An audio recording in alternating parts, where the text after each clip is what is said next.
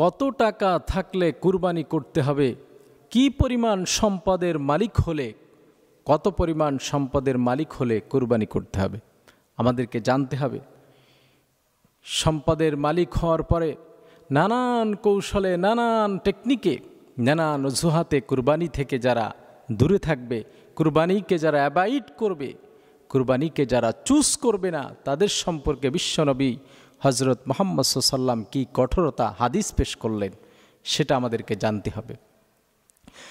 এরপরে আল্লাহ রাব্বুল আলামিন কুরবানি সম্পর্কে কোরআন কারীমের ভিতরে অগণিত আয়াত নাজিল করে তাকিদ প্রদান করেছেন, যাদের প্রতি বিশেষ করে কুরবানির নিসাবের পরিমাণ সম্পদের মালিক হবে তাদেরকে কুরবানি করার জন্য আল্লাহ তাআলা আহ্বান করেছে। আল্লাহ পাক রব্বুল আলামিন কোরআন কারীমের ভিতরে একটি সূরা নাজিল করলেন, ছোট্ট সূরা, যেই সূরাটির নাম হলো সূরাতুল কাউসার। করণিক নাম্বার হিসাবে এই সূরাটির করণিক নাম্বার হলো 108। সূরাটি হলো মাক্কি, বিশ্বনবী হযরত মুহাম্মদ মুস্তাফা সাল্লাল্লাহু আলাইহি সাল্লামের মাক্কি জীবনে আল্লাহ পাক রব্বুল আলামিন এই সূরাটি নাজিল করে আল্লাহ পাক রব্বুল আলামিন এই সূরার ভিতরে 3টা আয়াত দিলেন। 3টা হলো টিকা। এই সূরার ভিতরে আল্লাহ পাক রব্বুল আলামিন আয়াত নাজিল করে, সূরাটি নাজিল করে বিশ্বনবী হযরত মুহাম্মদ সাল্লাল্লাহু আলাইহি সাল্লামকে কুরবানি দেওয়ার জন্য আহ্বান করলেন। আল্লাহ পাক রব্বুল আলামিন বললেন, ইন্না আ'তাইনাকাল কাউসার ফসল্লি লিরাব্বিকা ওয়ানহার ইন্না শানিআকা হুয়াল আবতার। আল্লাহ পাক রব্বুল আলামিন এই সূরা নাজিল করে আল্লাহ তাআলা বললেন, ইন্না আ'তাইনাকাল কাউসার, হে নবী আমি আপনাকে কাউসার দান করেছি, আপনাকে আমি কাউসার হাউসে কাউসার দান করেছি, যেটা অন্য কোনো নবীকে দেওয়া হয় নাই। আল্লাহ পাক রব্বুল আলামিন বললেন, আমি আপনাকে কাউসার নাজিল করেছি, কাউসার দিয়েছি, এজন্য আপনি ফসল্লি লিরাব্বিকা ওয়ানহার, আপনার রবের উদ্দেশ্য করে সালাত আর কুরবানি কায়েম করে দিন। সালাত কায়েম করুন এবং কুরবানি আপনি করে দিন। আল্লাহ পাক রব্বুল আলামিন এইভাবে তাকিদ প্রদান করেছেন কুরবানি করার জন্য। অথচ আজকে আমরা বিশেষ করে যাদের প্রতি কুরবানি ওয়াজিব হয়েছে, নানান কৌশলে, নানান টেকনিকে, নানান অজুহাতে প্রবলেম দেখিয়ে আমরা কুরবানি থেকে দূরে থাকি। কুরবানি থেকে দূরে থাকলে পরে, কুরবানি থেকে দূরে থাকলে পরে আপনার ইমানের ঘাটতি হয়ে যাবে। কুরবানি থেকে দূরে থাকা যাবে না। আল্লাহ রাসূল সাল্লাল্লাহু আলাইহি সাল্লাম বারবার তিনি তাকিদ প্রদান করেছেন কুরবানি করার জন্য। আল্লাহ রাসূল সাল্লাল্লাহু আলাইহি সাল্লাম যখন কুরবানি সম্পর্কে বললেন, সাহাবীরা জিজ্ঞাসা করলেন, ইয়া রাসূলুল্লাহ, কুরবানি কাদের প্রতি ওয়াজিব?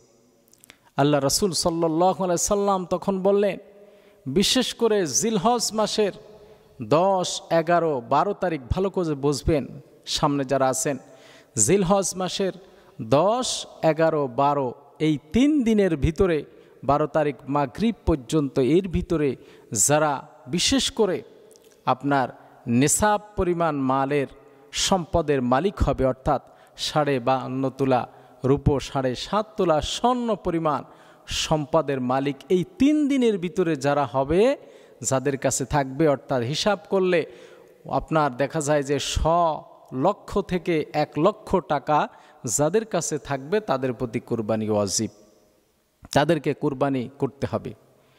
এখানে আপনার বুঝতে হবে যে আপনার জাকাতের নিসাবও কিন্তু এটাই, কিন্তু জাকাতের কথা বলা হয়েছে তার কাছে ওই সম্পদটা প্রায় 1 বছর গচ্ছিত থাকার পরে তারপরে কিন্তু এই বিশেষ করে জাকাতটা ফরজ হবে।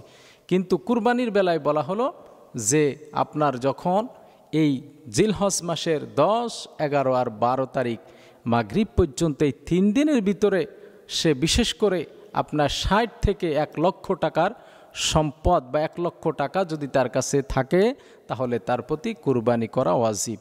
আমরা সমাজে দেখতে পাই অনেক যুবক ভাইরা, বিশেষ করে তারা ইউনিভার্সিটির স্টুডেন্ট, এমন অবস্থায় তারা বিভিন্ন কায়দায় বিভিন্ন সোর্স থেকে কষ্ট করে শ্রম দিয়ে টাকা ইনকাম করে এটা ব্যাংক ব্যালেন্স করে ব্যাংকে বিশেষ করে তার বাবাকে নমিনি দিয়ে এফডিআর বানিয়ে টাকা জমা দেয়। আপনাকে কিন্তু বিশেষ করে আপনি যদি ওই টাকা যদি আপনার নেশাবের পরিমাণে যে দাঁড়িয়ে যায় তাহলে আপনার প্রতিও কিন্তু কুরবানি ওয়াজিব হয়ে যাবে। আমার সমাজে বিশেষ করে আমরা লক্ষ্য করি পুরুষরা কুরবানি দেয় কিন্তু নারীরা এর থেকে পিছিয়ে যায়। অথচ আমার বোন আমার মা অনেকের প্রায় 20 থেকে 30 ভরি স্বর্ণ রয়েছে, যে স্বর্ণের পরিমাণ হিসাব করলে আপনার কুরবানি তার প্রতি ডাবল কুরবানি বলা যায় ওয়াজিব হয়ে যায় এমন অবস্থা। অথচ আমার মা বোনরা চিন্তা করে যে স্বামী বা হাজব্যান্ড কুরবানি করেছে তার ভিতরেই তার কুরবানি হয়ে যাবে। না, আপনাকে এক্সট্রাভাবে আপনি যদি নেশাব পরিমাণ মালের বা সম্পদের মালিক হন তাহলে আপনাকেও কুরবানি করতে হবে, আপনার প্রতিও কুরবানি ওয়াজিব। আপনার হাজব্যান্ড কুরবানি করেছে তার সাথে আপনার হয়ে যাবে। এই চিন্তা, এই টেন্ডেন্সি, এই চিন্তা চেতনা আপনাকে বাদ দিতে হবে। এবার আসেন আল্লাহ রাসূল সাল্লাল্লাহু আলাইহি সাল্লাম বিশেষ করে যারা সামর্থ্য, যোগ্যতা, অ্যাবিলিটি, ক্ষমতা থাকার পরও যারা কুরবানি করবে না, বিশ্বনবী হযরত মুহাম্মদ সাল্লাল্লাহু আলাইহি ওয়াসাল্লাম তাদের সম্পর্কে হাদিস শরীফের ভিতরে ইরশাদ করলেন, আল্লাহ রাসূল বললেন, মান ওয়াজাদা সাতাল্লি আইয়ুহদহ ফালাম ইয়াহদুর মুসাল্লানা। আবার শোনেন, মান ওয়াজাদা সাতাল্লি আইয়ুহদহ ফালাম ইয়াহদুর মুসাল্লানা। আল্লাহ নবী করিম সাল্লাল্লাহু আলাইহি সাল্লাম এখানে তাকিদ প্রদান করলেন। বিশ্বনবী হযরত মুহাম্মদ সাল্লাল্লাহু আলাইহি সাল্লামকে বললেন, ও সাহাবারা শোনো, যাদের সামর্থ্য থাকার পরও, যোগ্যতা, অ্যাবিলিটি থাকার পরও যারা কুরবানি করবে না, কুরবানিকে যারা নানান কৌশলে, নানান টেকনিকে, নানান অজুহাতে কুরবানি থেকে যারা দূরে থাকবে, কুরবানি যারা করতে চাইবে না, কুরবানি যারা করবে না, বিশ্বনবী হযরত মুহাম্মদ সাল্লাল্লাহু আলাইহি সাল্লাম দুঃখ প্রকাশ করে তিনি বললেন, বিশ্বনবী বললেন যে তারা যেন আমার ঈদগাহের নিকটবর্তী না হয়। এখন আসেন, ঈদগাহের নিকটবর্তী কারা হবে না? যারা বিশেষ করে আপনার অমুসলিম তারাই তো ঈদগাহ বা নামাজের সালাতের নিকটবর্তী হবে না। আল্লাহ নবী করিম সাল্লাল্লাহু আলাইহি ওয়াসাল্লাম বললেন, না, যারা বিশেষ করে সামর্থ্য থাকার পরও কুরবানি করবে না, ফালাম ইয়াহদুর মুসাল্লানা, তারা যেন আমার নামাজের, ঈদগাহের নামাজের নিকটবর্তী তারা যেন না হয়। আপনি যদি আজকে সালাতের নিকটবর্তী না হতে পারেন তাহলে আপনার মুসলমানিত্ব কিভাবে থাকবে বলেন? এজন্য কুরবানি যাদের প্রতি বিশেষ করে ওয়াজিব হয়ে গেছে, নিসাব পরিমাণ মালের মালিক হয়েছেন, তারা কুরবানি করে দেন। এই কুরবানির দ্বারা আপনি আজকে চিন্তা করেন, এই কুরবানির দ্বারা আপনার নেক হায়াত বেড়ে যাবে, এই কুরবানির দ্বারা আপনার বিশেষ করে ঈমান মজবুত হয়ে যাবে। আল্লাহ পাক রব্বুল আলামিন সূরাতুল আনফালের 2 নম্বর আয়াতে বললেন, ইন্নামাল মুমিনুনা আল্লাযীনা ইযা যুকিরাল্লাহু ওয়াজিলাত কুলুবুহুম।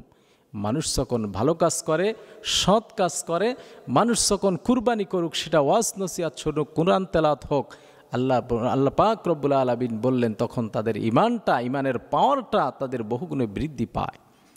এজন্য বিশেষ করে আজকে যদি আপনি এই কুরবানি করে, আল্লাহর রাসূল সাল্লাল্লাহু আলাইহি ওয়াসাল্লাম বলেন, এই বিশেষ করে কুরবানির দিন আল্লাহ তাআলার কাছে এর চেয়ে মর্যাদাপূর্ণ সওয়াবের কাজ আর কিছু হতে পারে না। এজন্য কুরবানি করার মাধ্যমে আমাদের বিশেষ করে আমাদের ঈমানটা বৃদ্ধি পাবে, নেক জিন্দেগি হায়াতুন তাইয়্যিবা বৃদ্ধি পাবে। বললেন, হায়াত কেমনে বৃদ্ধি পাবে? হায়াত এইভাবে বৃদ্ধি পাবে যে আপনি যখন বিশেষ করে এইভাবে আপনি কুরবানি করবেন, আপনার প্রতিবেশী যারা আছে তাদের হক আদায় করে দেবেন। হক আদায় করে দেওয়ার কারণে বিশেষ করে তারা আপনার জন্য দোয়া করবে, আল্লাহ পাক রব্বুল আলামিন আপনার হায়াতুন তাইয়্যিবা বৃদ্ধি করে দেবে।